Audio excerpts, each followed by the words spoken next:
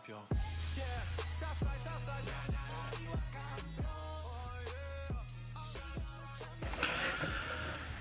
What's up, guys? This is Coach Henry with my first ever video for a new YouTube channel. So if you guys like it, please go ahead and smash the thumbs up button. And if you guys really like it, please hit the subscribe button and hit the little bell right next to it so you can see all my content. Like I said before, my name is Coach Henry, and that means I am a coach. I coach high school football, baseball, and I coach high school hockey as well. And so a lot of my channel will be coaching tips and things of that nature, mainly for players, younger players, but also for parents as well. And every once in a while I'll put some of my gameplay up on there from my Twitch stream, and so I'll put that down in the description. And so that's kind of a little snapshot of what my channel will be. But today I did want to give you guys a little bit of coaching tips, and I'm going to give you 3 big ones that I've noticed as a coach over the last few years that I've been coaching. And the first one is that please don't force your kids to play a sport, because coaches know, right? Coaches can tell whenever you get a kid out there who does not want to play the sport, right? I mean, I get it. As parents, you guys want to see your kids play a sport, right? Parents love watching their kids play sports. Parents love watching their kids be a part of a team, right? But a kid who doesn't want to be out there is not going to try, and they're going to get themselves or somebody else hurt. If a kid's playing baseball, they're not really trying. They're either not going to swing hard or really play hard, which isn't fun for anybody. It's just kind of frustrating for the parents, because the parents are looking at their kid saying, "Oh my gosh, why can't they do this?" And well, a lot of times the answer is they just don't want to play. They don't want to do it.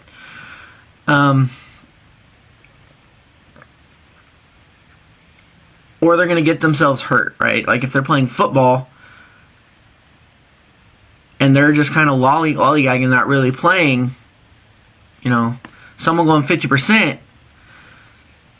is a lot worse than someone, or when someone's going 50% against someone who's going 100%, the guy who's going 100% is going to win 100% of the time. And as a coach, you can't tell the other kid, "Hey, this kid doesn't really want to play. He's only going 50%, so you have to go 50%. No, right? Because as a coach, you hear that like, "Oh, okay," and then you tell your player, "Smack him," right? Or even in most other sports, basketball, right? Soccer. Most parents love watching their kids go out and play soccer. Let's at like 7 a.m. Then no one likes to go out at 7 a.m. be out in the cold and watching soccer. But you do it because you love your kids. Okay. And if the kid's not really trying because they're not interested in it, then they're not gonna play. A coach isn't gonna put a kid out there who doesn't want to play and isn't gonna help the team. And that's kind of the point that I was getting at with that. So please allow your kids to get interest in it by themselves. You shouldn't have to drum up interest in a sport, or in whatever sport, or anything for that matter. You shouldn't have to drum up interest. You shouldn't have to force interest on them. Interest should already be there, and you'll know that by the way they talk, and by the way they say, "Hey, Dad, I want to go play baseball," or "Hey, Mom, I want to go play softball," or baseball, or "I want to play any kind of sport."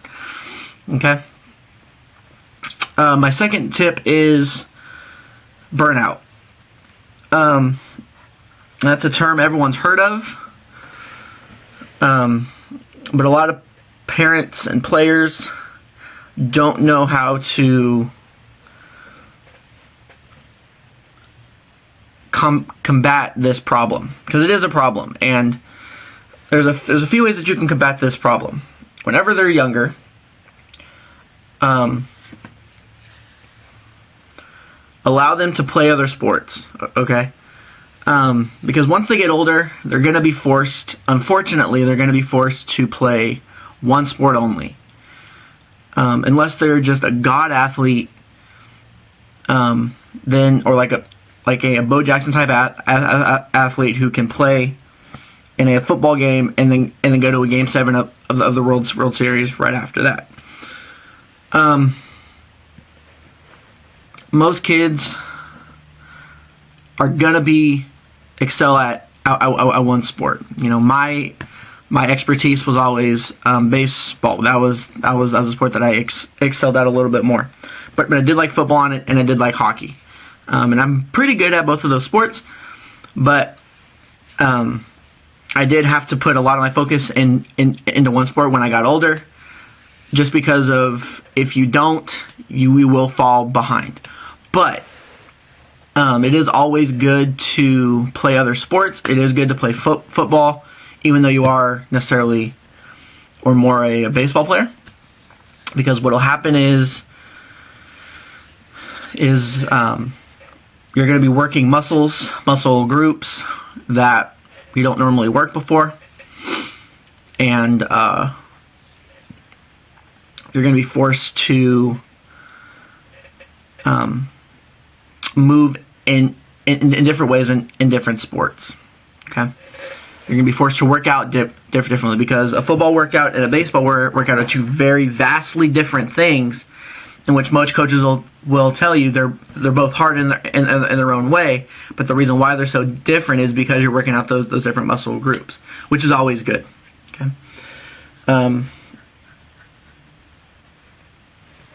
and so that's always good.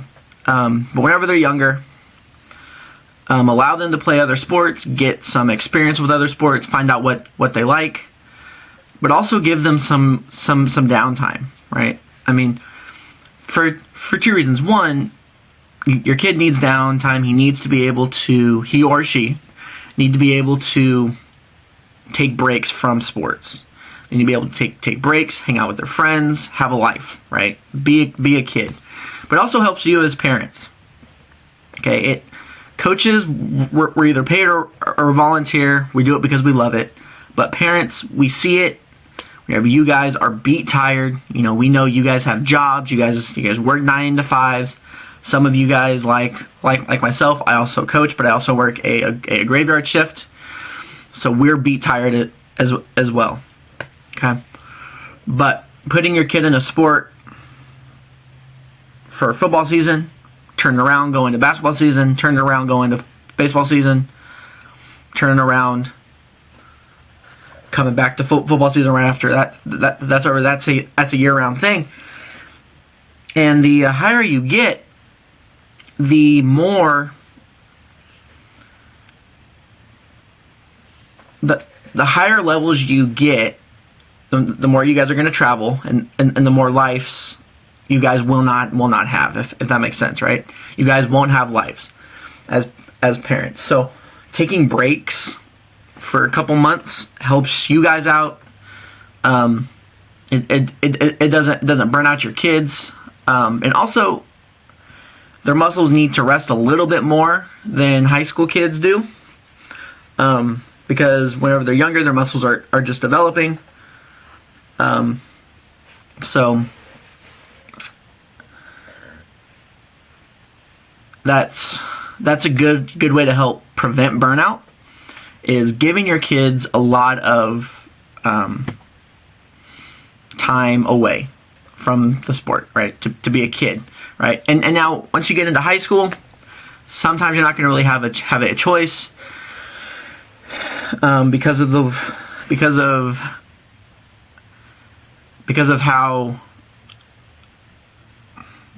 because because of how more advanced a lot of these big sports have gotten. To keep up, you have to work that hard, right? You have to work that much harder to get to that upper level. And so it's always good for you guys to take some breaks as well, right? Don't play every sport, right? In high school, I did football and baseball, right? And so you play a little bit of both of those. And you give yourself a little bit of a break, because both of those sports are very grueling, and they take a lot out of you. Now the third tip, which kind of goes along with the burnout, is sports should not be your number one priority whenever you're a student athlete, right? Most players will tell you this. What their coaches tell them, or what they should be telling them, is that in student athletes, student should come first, right? And the reason why we say that is a lot of things. If they don't have the GPA to play, we can't rely on them, because they're going to be ineligible, and we can't use them anyways. But secondly, when your kid gets older, and they're thinking about scholarships, if they're good enough to get scholarships, their main focus should be school first, because coaches are going, college coaches and even pro coaches are going to be looking and saying, we know this kid's good, right? That's the reason we're coming. We know this kid can play, right? We know this kid can bat 300. We know this quarterback can throw the ball at country mile, right? We know this goalie has a good save percentage for all you hockey fans out there, right? Basketball, right? We know this guy can shoot threes like a Steph Curry. We know he's 80% from the line. No, that's not really even a good percentage. 90% from the line, right? Every time he goes, he makes 9 of 10 tries, right? So coaches know what you're doing. Coaches know because they can look at stats. They know where to go find them, right? But most coaches will tell you that when they get calls from these guys like at Alabama, from these coaches at these big name D1 programs, the first thing they say is, maybe one of the only things they say is, how's the kid's character? How is the kid in the classroom, right? How are his grades? Because if you're barely holding on to a 2.0, most colleges won't even accept you, because you still have to take the SATs. You still have to take the ACTs, because back in the day, they didn't used to make you do that. They used to just allow you to come because you were a good player, right? And there's still some colleges who will do that, but they get in a lot of trouble for it, who are allowing kids to play who are academically ineligible. Okay. Now, I know a lot of kids who have had to go the JC route, which there's nothing wrong with going the JC route. It's a very good route to go. There's a lot of good players who have had to go JC route and then come to D1 programs. But what I'm saying is there's a lot of kids who had to go JC route, even though they could have gone 4-year right out of high school, because their grades weren't up to par with what they wanted, or their character wasn't up to par with how they wanted it to be, right?